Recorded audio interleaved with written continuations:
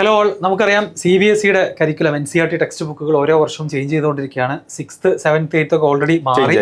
അപ്പൊ ഇനി 9th and 10th ചേഞ്ചസിന്റെ ഒരു സൂചന കിട്ടിയിരിക്കുകയാണെന്ന് മാത്രമല്ല, അടുത്ത വർഷത്തെ 9th സ്റ്റാൻഡേർഡിന്റെ പുതിയ സിലബസ് ഇത് ഔട്ടായിരിക്കുന്നു.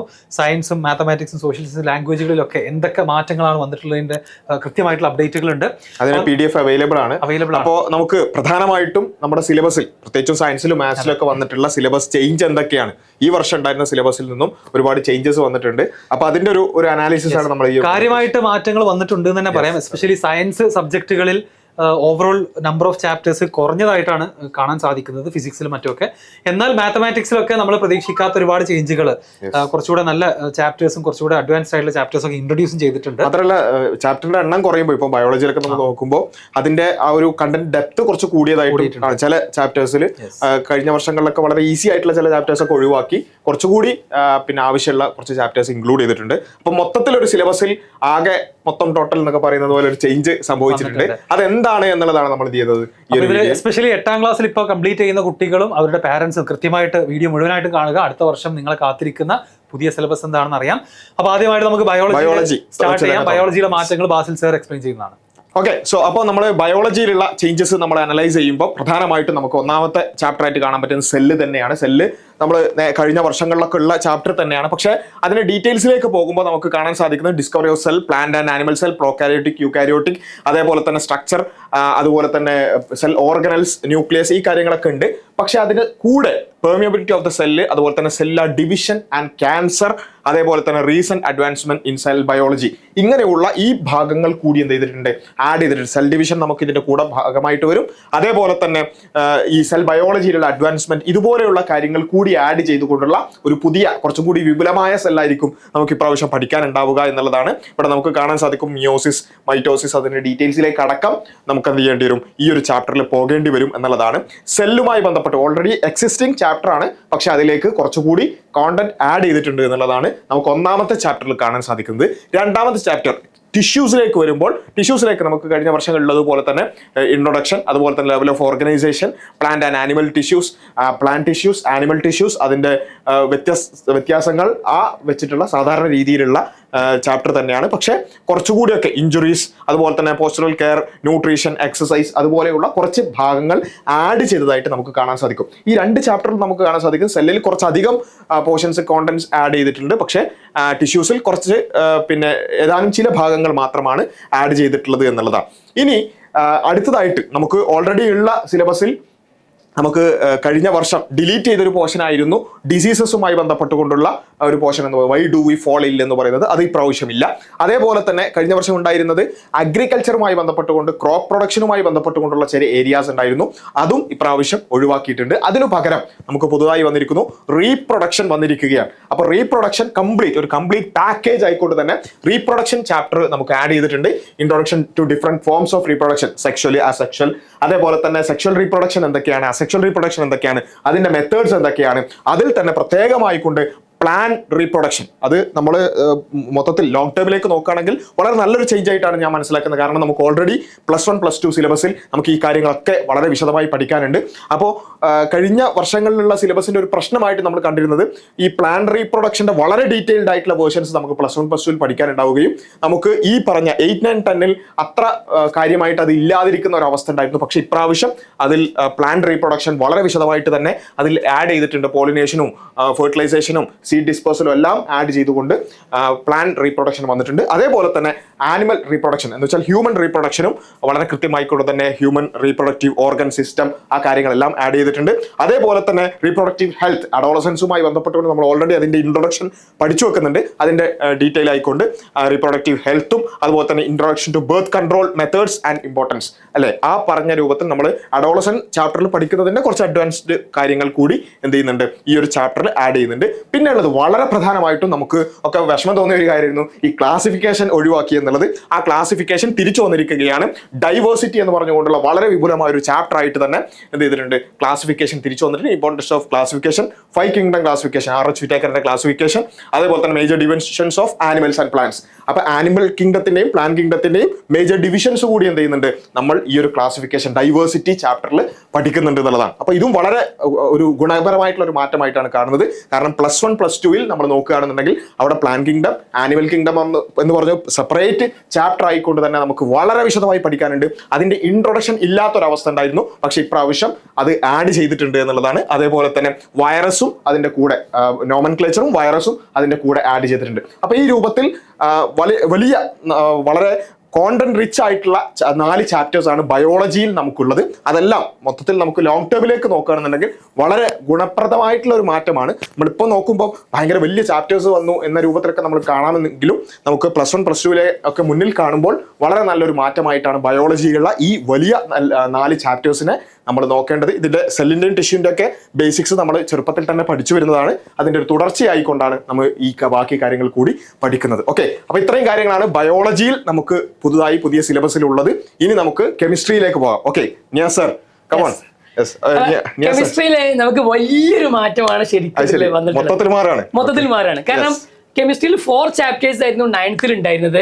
അതിലെ ഇപ്പൊ അത് 3 ചാപ്റ്റേഴ്സ് ആക്കി മാറ്റിയിട്ടുണ്ട്. അഥവാ ചാപ്റ്ററിന്റെ എണ്ണം കുറഞ്ഞു, പക്ഷെ ഈ പറഞ്ഞ രൂപത്തിൽ ആ മാറിയ ചാപ്റ്റർ 8th ഇപ്രാവശ്യം മാറിയിട്ടുണ്ടാവുക. അതിൽ ഏറ്റവും പ്രധാനപ്പെട്ടായിരുന്നു മാറ്റർ ഇൻ അവർ സറൗണ്ടിങ്സും ഈസ് മാറ്റർ അറൗണ്ട് us പ്യൂറും. അത് ഏറ്റവും ബേസിക് ആയിട്ടുള്ള സാധനം 8th പഠിക്കുന്ന പകരം അവർക്ക് 9th ഉണ്ടായിരുന്നത്.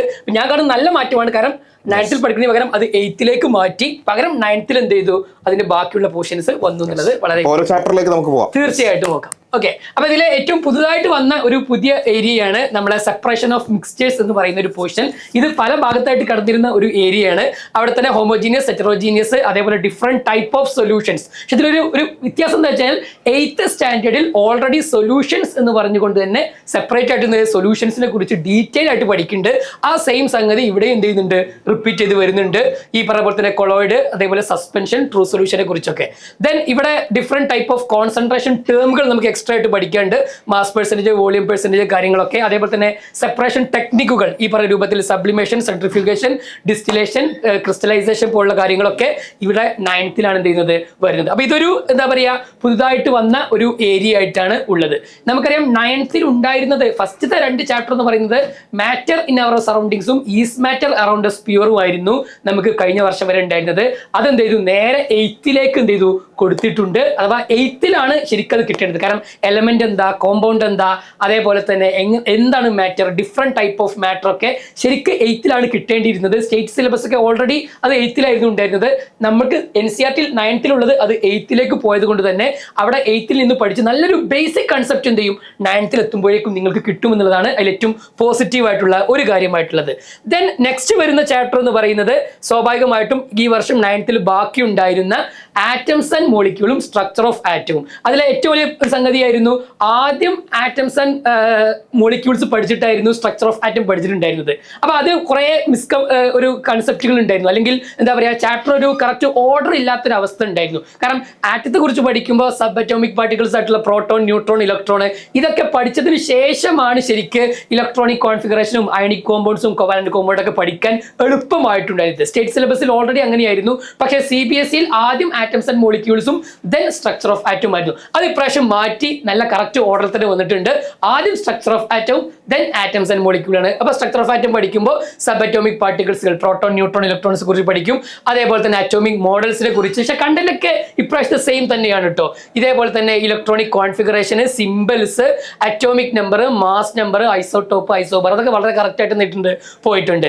ദെൻ ഈ പറഞ്ഞ സ്ട്രക്ചർ ഓഫ് ആറ്റം പഠിച്ചു കഴിഞ്ഞതിന് ശേഷം തന്നെ നമുക്ക് എന്ത് ചെയ്യും, ഈ പറഞ്ഞ ആറ്റംസ് ആൻഡ് മോളിക്യൂൾസിൽ law of different type laws പഠിക്കുന്നുണ്ട്. കൺസർവേഷൻ ഓഫ് മാസ്, അതുപോലെ constant proportion, Dalton atomic theory, element, compound എങ്ങനെയൊക്കെയാണ് അതിന്റെ പ്രോപ്പർട്ടീസ് വരുന്നുണ്ടാവുക, മോളിക്കുലർ ഫോർമുല എങ്ങനെ എഴുതുക, അത് വളരെ കറക്റ്റ് ആയിട്ട് തന്നെ ഉണ്ട്. അപ്പൊ ഈ ഒരു 3 ചാപ്റ്റേഴ്സ് ആണുള്ളത്. ഇതിൽ വലിയൊരു പ്രോബ്ലം എന്താ വെച്ച് കഴിഞ്ഞാൽ നമ്മുടെ മോൾ കൺസെപ്റ്റ് എന്ത് ചെയ്തിട്ടുണ്ട്, ഇതിൽ നിന്നും പോയിട്ടുണ്ട്. ഏത് നമുക്ക് 10th വരുമെന്ന് നമുക്ക് എക്സ്പെക്ട് ചെയ്യാം. 10th സിലബസ് ഇപ്പോൾ ഔട്ട് ചെയ്യാത്തതുകൊണ്ട് തന്നെ അത് വന്നിട്ടില്ല. പക്ഷേ ആ മോൾ കൺസെപ്റ്റ് നിർബന്ധമായിട്ടും 9th നിന്നും കഴിഞ്ഞ വർഷങ്ങളിൽ പോയതുകൊണ്ട് തന്നെ നമുക്ക് +1 എത്തുമ്പോൾ ഫസ്റ്റ് ചാപ്റ്റർ നമുക്കറിയാം മോൾ കൺസെപ്റ്റ് ആണ് വരുന്നത്. ആ ഭാഗം ഇപ്പോഴും 9th ഇല്ല എന്നുള്ളത് ഒരു പ്രയാസമായിട്ട് എന്ത് ചെയ്യുന്നുണ്ട്, കിടക്കുന്നുണ്ട്. അപ്പൊ ഈ ഒരു 3 ചാപ്റ്റേഴ്സ് ആണ് ചുരുക്കി പറഞ്ഞാൽ 9th കെമിസ്ട്രിയുടെ കണ്ടന്റ് കുറയുകയാണ് യഥാർത്ഥത്തിൽ ചെയ്തിട്ടുള്ളത്. ഇനി നമുക്ക് നെക്സ്റ്റ് നമ്മുടെ ബാക്കിയുള്ള ഓരോ ടോപ്പിക്കുകൾ ഫിസിക്സിന്റെയും അതേപോലെ മാത്സിന്റെയും ഒക്കെ ടോപ്പിക്സ് ആണ് നമുക്ക് ഇനി നോക്കാനുള്ളത്. അതിനുവേണ്ടി എന്ത് ചെയ്യുന്നു, ഫിസിക്സിന്റെ നമ്മുടെ ഷഫീർ സാറെ ഇൻവൈറ്റ് ചെയ്യുകയാണ്. ഓക്കെ, അപ്പോൾ കെമിസ്ട്രിയിലെയും ബയോളജിയിലെയും മാറ്റങ്ങൾ എല്ലാവരും കണ്ടു. ഫിസിക്സിൽ നമുക്കറിയാം, നമുക്ക് യൂഷ്വലി ഓൾറെഡി CBSE 9th എടുക്കുകയാണെങ്കിൽ മോഷൻ, അതുപോലെ തന്നെ laws of motion, work energy power, gravitation, sound തുടങ്ങിയ ചാപ്റ്റേഴ്സാണ് നമുക്ക് മെയിൻലി പഠിക്കാനുണ്ടായിരുന്നത്. എന്നാൽ അതിൽ നിന്നും കുറച്ച് മാറ്റങ്ങൾ കാര്യമായിട്ട് വന്നിട്ടുണ്ട്. ഒരു പുതിയ ചാപ്റ്റർ, എൻറ്റയർലി ന്യൂ ആയിട്ടുള്ള ഒരു ചാപ്റ്റർ നമുക്ക് ഇവിടെ കാണാം. ഇതൊരു ബേസിക് സയൻസിന്റെ ചാപ്റ്ററാണ്. ഫിസിക്സ് ആണോ എന്ന് ചോദിച്ചു കഴിഞ്ഞാൽ അല്ല, ബേസിക് സയൻസ് തന്നെയാണ്. Earth as a system, energy, matter and life. അതിൽ എർത്തും അതുപോലെ തന്നെ solar energy, solar radiation, electro magnetic spectrum, speed of light തുടങ്ങി ഒരു വളരെ ഡിഫറെൻ്റ് ആയിട്ട് solar energy interaction with earth surface, അതുപോലെ തന്നെ differential warming of earth cause, വിൻഡിനെ കുറിച്ചുള്ള ഭാഗം, വാട്ടർ സൈക്കിൾ, കാർബൺ സൈക്കിളൊക്കെ തുടങ്ങി ഒരു ഫിസിക്സ് ആണെന്ന് പറയാൻ കഴിയില്ല, ഒരു ബേസിക് സയൻസിന്റെ ഒരു പുതിയൊരു ചാപ്റ്റർ എന്ത് ചെയ്തിട്ടുണ്ട്, ഇതിലേക്ക് ആഡ് ആയിട്ടുണ്ട്. അതിൽ ഈ കാണുന്ന പോലെ തന്നെ ഒരുപാട് വളരെ ഡീറ്റെയിൽഡ് ആയിട്ടുള്ള ഒരു പുതിയ ചാപ്റ്റർ ആണെന്ന് തന്നെ പറയാം. അപ്പോൾ ഇതൊരു കോമ്പറ്റേറ്റീവ്, ഒരു മാത്തമാറ്റിക്കൽ ആയിട്ടുള്ള കാര്യങ്ങളെക്കാൾ ഉപരി കുറച്ചുകൂടെ സയന്റിഫിക് ആയിട്ടുള്ള തിയറി ബേസ്ഡ് ആയിട്ടുള്ള ഒരു ചാപ്റ്റർ ആയിട്ട് നമുക്ക് അതിനെ എന്ത് ചെയ്യാൻ പറ്റും, മനസ്സിലാക്കാൻ സാധിക്കും. ആൻഡ് അതിന്റെ ലെങ്ത് നിങ്ങൾക്ക് നോക്കിയാൽ കാണാം, ഒരുപാടധികം എന്ത് ചെയ്തിട്ടുണ്ട്, സബ് ടോപ്പിക്കുകൾ അതിൽ ഇൻക്ലൂഡ് ചെയ്തിട്ടുണ്ട്. അത് കഴിഞ്ഞ് പോകുകയാണെന്നുണ്ടെങ്കിൽ നമ്മുടെ മോഷൻ എന്ന് പറയുന്ന 9th ഓൾറെഡി ഉള്ള ചാപ്റ്റർ തന്നെയാണ്. അതിൽ ഡിസ്പ്ലേസ്മെന്റും വെലോസിറ്റിയും ആക്സിലറേഷൻ, അതുപോലെ graphical representation of motion, equations of motion, elementary idea of circular motion. ഇതിൽ പ്രത്യേകിച്ച് മാറ്റമൊന്നുമില്ല, കഴിഞ്ഞ വർഷത്തെ സെയിം ചാപ്റ്റർ തന്നെയാണ് മോഷനിൽ ഇൻക്ലൂഡ് ചെയ്തിട്ടുള്ളത്. ഇനി താഴേക്ക് പോകുകയാണെന്നുണ്ടെങ്കിൽ ഇവിടെ അഗെയിൻ വളരെ ഡീറ്റെയിൽഡ് ആയിട്ട് ഓരോന്നും കൊടുത്തിട്ടുണ്ട്. എല്ലാം കഴിഞ്ഞ വർഷത്തെ സെയിം മോഷൻ ചാപ്റ്റർ ആണെന്ന് നമുക്ക് പറയാം. And laws of motion and force എന്ന് പറയുന്ന ചാപ്റ്ററും അതുപോലെ തന്നെ ഉണ്ട്. ഫോഴ്സുകളെ കുറിച്ചും ഫ്രിക്ഷനെ കുറിച്ചും first law, second law, third law എന്ന് അടങ്ങുന്ന ചാപ്റ്റർ ആണ് നമ്മുടെ ലോസ് ഓഫ് മോഷനിൽ ഉണ്ടായിരിക്കുക. ഇത് കഴിഞ്ഞാൽ പിന്നെ നമുക്ക് യൂഷ്വലി ഗ്രാവിറ്റേഷൻ എന്ന് പറയുന്ന ഒരു ചാപ്റ്റർ ഉണ്ടായിരുന്നു. അതിന് മുന്നേ വർക്ക് എനർജി പവർ എന്ന് പറയുന്ന ചാപ്റ്റർ അതുപോലെ തന്നെ ഉണ്ട്. പക്ഷെ അതിൽ ഒരു ഇമ്പോർട്ടൻ്റ് ആയിട്ട് നോട്ട് ചെയ്യാനുള്ളത്, ഒരു സിമ്പിൾ മെഷീൻസ് എന്ന് പറയുന്നത് ആക്ച്വലി ആഡ് ചെയ്തിട്ടുണ്ട്. SCRT-യിലൊക്കെ കണ്ടിട്ടുള്ള സെയിം ടോപ്പിക് തന്നെയാണ്, simple machines and their mechanical advantage. അപ്പോൾ നമ്മുടെ ലിവറുകളും പുള്ളി സിസ്റ്റത്തിനെ കുറിച്ചൊക്കെ ഡീറ്റെയിൽഡ് ആയിട്ട് പറയുന്ന വർക്ക് എനർജി പവർ എന്ന് പറയുന്ന ചാപ്റ്ററിൽ ഒരു ടോപ്പിക് ആഡ് ചെയ്തത് നമുക്ക് ഇവിടെ എന്ത് ചെയ്യാൻ പറ്റും, കാണാൻ സാധിക്കും. അപ്പോൾ പഴയ ടെക്സ്റ്റ് ബുക്കിൽ വർക്ക് എനർജി പവർ കഴിഞ്ഞാൽ നമ്മൾ നേരെ പോയിരുന്നത് എങ്ങോട്ടാണ്, ഗ്രാവിറ്റേഷൻ എന്ന ചാപ്റ്ററിലേക്കാണ് പോയിട്ടുണ്ടായിരുന്നത്. അപ്പോൾ ഇത്തവണ നമ്മൾ നോക്കുന്ന സമയത്ത് ഗ്രാവിറ്റേഷൻ ഇവിടെ ആക്ച്വലി എന്ത് ചെയ്യുന്നില്ല, കാണുന്നില്ല. പകരം സൗണ്ട് എന്ന് പറയുന്ന ചാപ്റ്ററിൽ നമ്മുടെ പ്രൊപ്പഗേഷൻ ഓഫ് സൗണ്ടും graphical representation of sound wave, wave length, frequency, time period, amplitude തുടങ്ങിയിട്ടുള്ള സംഭവങ്ങൾ, പിന്നെ ഹ്യൂമൻ പെർസെപ്ഷൻ ഓഫ് സൗണ്ട്, അതുപോലെ തന്നെ ഡിഫറെന്റ് മീഡിയാസിൽ സൗണ്ട് ട്രാവൽ ചെയ്യുമ്പോൾ എന്തൊക്കെയാണ് സംഭവിക്കുന്നത്, reflection of sound, echo, reverberation ഒക്കെ തുടങ്ങിയുള്ള കാര്യങ്ങളൊക്കെ ഇൻക്ലൂഡഡ് ആണ്. So basically 4 chapter, earth as a system, അതുപോലെ തന്നെ motion, force and laws of motion, work energy power, sound, 5 chapters ആണ് നമുക്ക് ഫിസിക്സിൽ അവൈലബിൾ ആയിട്ടുള്ളത്. So basically gravitation, universal law of gravitation കാര്യങ്ങളൊക്കെ മോസ്റ്റ്ലി 10th ഷിഫ്റ്റ് ചെയ്തിട്ടുണ്ടാകും എന്നാണ് എക്സ്പെക്ട് ചെയ്യുന്നത്. ഓവറോൾ അനാലിസിസ് നോക്കുമ്പോൾ 10th നമ്പർ ഓഫ് ചാപ്റ്റർ എന്താണ്, കുറച്ച് കുറവാണ്. പക്ഷെ ഓരോ ചാപ്റ്ററും വളരെ ഇൻഡെപ്ത് ആയിട്ട് എന്ത് ചെയ്തിട്ടുണ്ട്, പഠിക്കാനുണ്ട് എന്നുള്ളത് തന്നെയാണ് പ്രത്യേകത. എന്തായാലും അടുത്ത വർഷം 9th പോകുന്ന ആളുകൾക്ക് ഫിസിക്സ് കുറച്ച് ഡിഫറെൻ്റ് ആയിട്ട് തന്നെ എന്ത് ചെയ്യും, ഫീൽ ചെയ്യും. ഇനി മാത്തമാറ്റിക്സിലെ അപ്ഡേറ്റുകൾ പറയാൻ വേണ്ടിയിട്ട് നമ്മുടെ മാത്തമാറ്റിക്സ് ഫാക്കൽറ്റി ഷമീം സാറിനെ ഞാനത് ഇൻവൈറ്റ് ചെയ്യാം. സോ മാത്സിലോട്ട് വരുന്ന സമയത്ത് കാര്യമായിട്ടുള്ള മാറ്റങ്ങൾ തന്നെ ഈ വർഷം നടക്കുന്നുണ്ട്. 9th പല ടോപ്പിക്സും 9th ആഡ് ആയിട്ടുണ്ട് എന്നുള്ളതാണ് നമുക്ക് കാണാൻ കഴിയുന്നത്. സോ ഓരോ ചാപ്റ്റർ വൈസ് ആയിട്ട് നമുക്ക് നോക്കാം.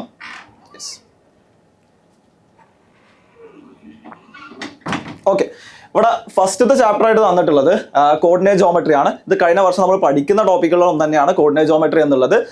Brief history of coordinate geometry ഉണ്ട്, അതുപോലെ തന്നെ മിഡ് പോയിന്റ് പോലുള്ള കാര്യങ്ങളൊക്കെ നമ്മൾ ഓൾറെഡി പഠിക്കുന്നതാണ്. അതിൽ കാര്യമായിട്ടുള്ള മാറ്റങ്ങളില്ല. സെക്കൻഡ് ആയിട്ട് ചാപ്റ്റർ ആയിട്ട് വരുന്നത് ഇൻട്രൊഡക്ഷൻ ടു പോളിനോമിയൽസ് ആണ്.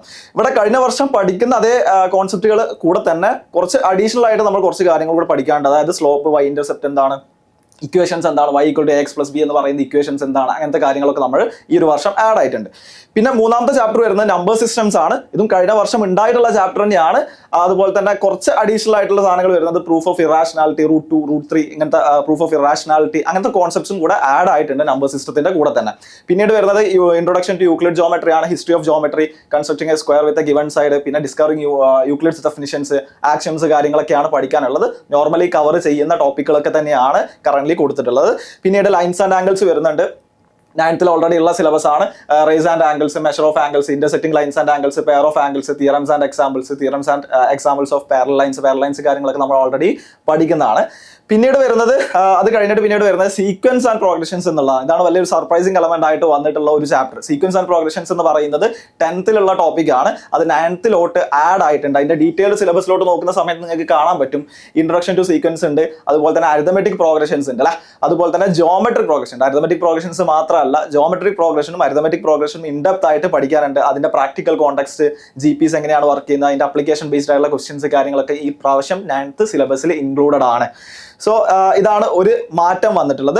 പിന്നീട് ട്രയാങ്കിൾസ് ആണ്. ട്രയാങ്കിൾസ് ഓൾറെഡി നമ്മൾ പഠിക്കുന്ന ടോപ്പിക്കാണ്. പ്രാക്ടിക്കൽ അപ്ലിക്കേഷൻസും അതുപോലെ ലൈക്ക് കോൺഗ്രൻസ് തിയറംസ് കാര്യങ്ങളൊക്കെ നമ്മൾ എന്താണ് 9th പഠിക്കുന്നതാണ്. അത് അങ്ങനെ തന്നെ വെച്ചിട്ടുണ്ട്.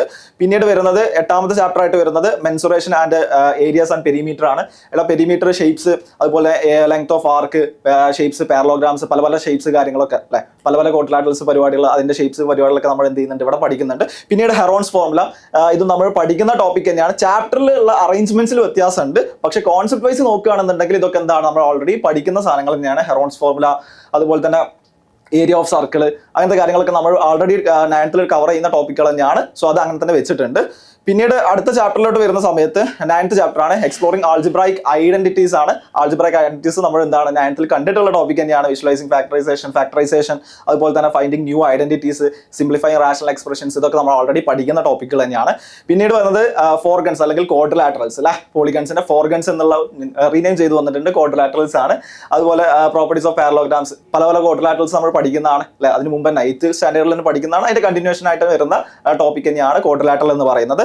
പിന്നെ 11th ചാപ്റ്റർ ആയിട്ട് വരുന്നത് സർക്കിൾസ് ആണ്. ഇതും ഓൾറെഡി ഉള്ള ടോപ്പിക് തന്നെയാണ്. പ്രാക്ടിക്കൽ അപ്ലിക്കേഷൻസ്, യൂസസ്, കോഡ്സ് അല്ലെ, സർക്കിൾസിന്റെ പ്രോപ്പർട്ടീസ് കാര്യങ്ങളൊക്കെ നമ്മൾ പഠിക്കുന്നതാണ്. സോ അത് അങ്ങനെ തന്നെ ഈ പ്രാവശ്യം മെയിൻറ്റെയിൻ ചെയ്തിട്ടുണ്ട്.